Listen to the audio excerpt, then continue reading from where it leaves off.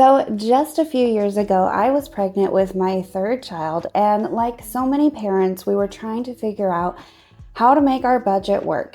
Daycare costs are insane, so it just made more sense for me to stay home at the time rather than go back to my 9 to 5, which I really didn't love at all anyway. However, that extra income I was bringing in made a huge difference in our budget, and it was scary to consider losing that income stream entirely. Like so many moms, I started researching ways to make money online, and not just a couple dollars here and there, but actual real money that would give me the flexibility that I needed to look after my kids and still do whatever we wanted. I went down a rabbit hole and came across so many side hustle ideas like drop shipping, Kindle ebooks, affiliate marketing, and MLMs, but nothing really fit. In fact, I did lose a lot of time and a lot of money on many of these different ideas. Then I stumbled on Etsy, and now I'm a top 0.1% Etsy seller and have made over $1 million on Etsy in just about a year and a half with a $3 digital download product. Since then, I've expanded into multiple income streams online, some of which have made me more than $650,000 last year alone off of Etsy, so a total of 5 income streams now. Now, I didn't start all of these all at once. However, these income streams are unique yet intertwined with each other and are all built from my growing experience and skills gained on Etsy. I hope this story inspires you and shows you the behind the scenes perspective of how I got to where I am today, so you can create your own success story and understand how you can take wherever you're at right now with your online business journey and turn it into anything you want. So before I dove into digital products, I started out with handmade products, and specifically glitter resin tumblers. These were extremely trendy at the time when I started selling them a few years ago. I made these tumblers using things like epoxy, glitter, paint, the vinyl for personalization, and a lot of time. Unfortunately, I quickly burned out trying to keep up with the demand, and it took me usually 1 to 2 weeks to create each tumbler, and the profit margins were really slim due to the costly materials that you need to make these. I very quickly realized that this business model wasn't scalable to my 6-figure goal due to the enormous time requirements. Plus, I was pregnant again at the time, which limited how much time and energy I had to work on these products. The cons were that I was always needing to be working to make money. It was difficult to scale because you only have so much time in a day, and each product was very time consuming to create. Also, I couldn't work with epoxy because, again, I was pregnant. So then this is where things really started to change. Again, 3 or 4 years ago, sublimation tumblers were exploding on the Etsy marketplace. These tumblers were a fantastic change from the time-consuming glitter resin tumblers and didn't require any dangerous chemicals like epoxy. Here's a quick rundown of how these are made. So you create or buy your design. I used to buy my designs off of Etsy. Sometimes I would dabble with design studios if I had the time. And you just need to make sure that you don't run into any commercial issues like printing Disney designs. Anyway, you would print your design and resize it to fit your tumbler to make sure that it would cover the entire tumbler area, which is usually 9.3 to 8.2 inches. You then print it out on sublimation printer paper and then trim it down to make sure it is the right size, and then turn on your heat press machine and preheat it. Be sure to clean your tumbler and wipe that down, and then tape your sublimation paper onto the tumbler. You then just use your heat press to apply that design to the tumbler. I then realized that sublimation tumblers were definitely my path to scalability compared to glitter tumblers because each tumbler only took me about 5 minutes to make. Once you've printed and applied the design, all you need to do is box it up and ship it to the customer. It is a really simple business model overall. I very quickly passed 6 figures in revenue by selling sublimation tumblers, but I wanted to find a more passive income stream because, again, I was receiving about 50 orders a day, and I knew at some point I wouldn't be able to keep up with it, especially after I then became pregnant with my fourth child. And yes, I know. So what were the cons of the sublimation handmade product business? It was really just trying to keep up with orders and shipments.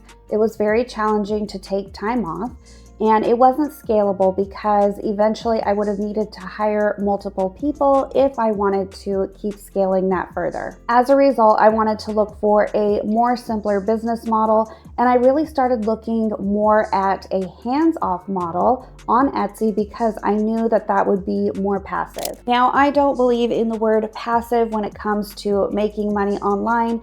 Passive income really has a bad reputation because many people online claim that you make thousands in your sleep without lifting a finger, and this is just really not the case. I would never call any income on Etsy completely passive, as you need to put in the work for the design upfront and then keep up with things like customer messages, reviews, and with some things like digital designs, they are more hands-off, but it really is an ongoing process.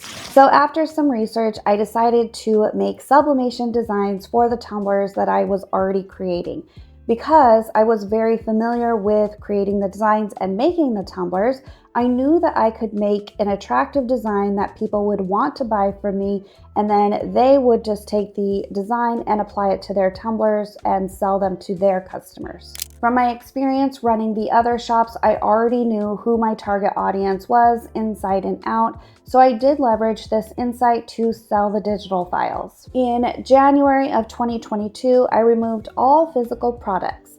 So instead of selling physical tumblers to consumers, I started selling digital designs to other business owners who could use them to sell their tumblers to their customers. And digital designs are where huge amounts of money started rolling in for me.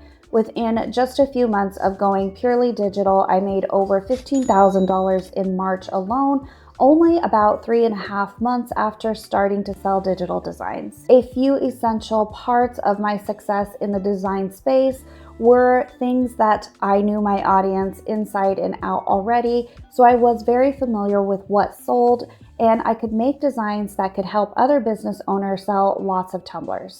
I did show off my designs on TikTok, and a few of them did go viral, which brought in a lot of new customers and income and traffic initially. I had 500 digital design listings within a few months of going digital, giving customers many options and taking advantage of Etsy's algorithm boost for new listings. So the pros of digital designs are things like unlimited sales potential. You never run out of inventory. It is scalable with little extra work on your part.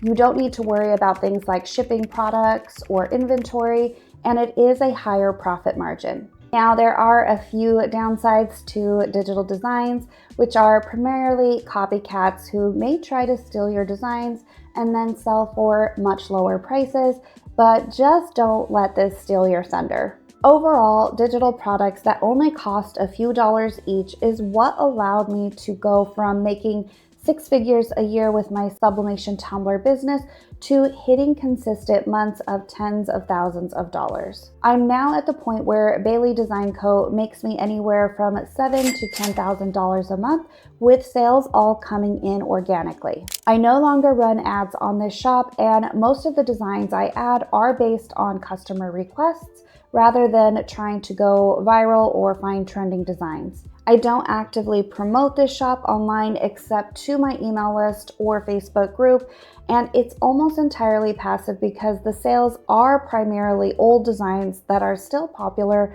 and performing well in the Etsy searches, if passive is a real thing.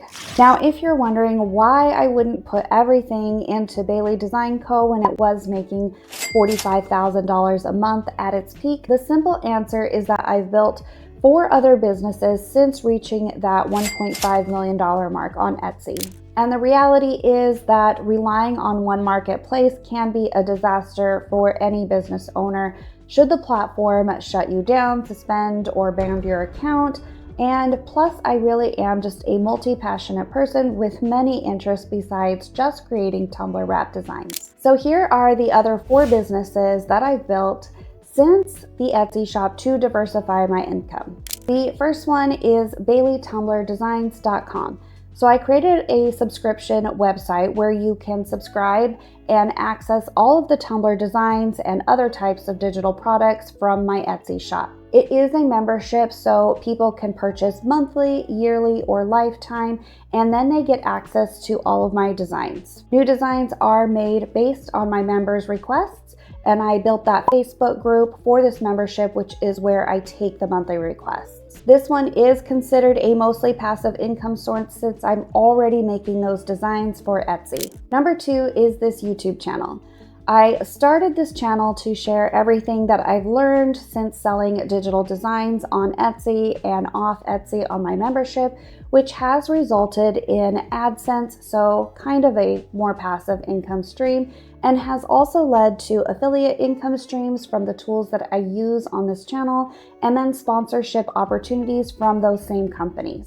So community number 1 is income stream number 3, and this is the Design Club, which is all about helping Etsy digital product sellers with daily trending products, the prompts to create them, and the SEO. It really is kind of my done-for-you approach to selling creative digital downloads on Etsy. And income stream number 4 is actually another community.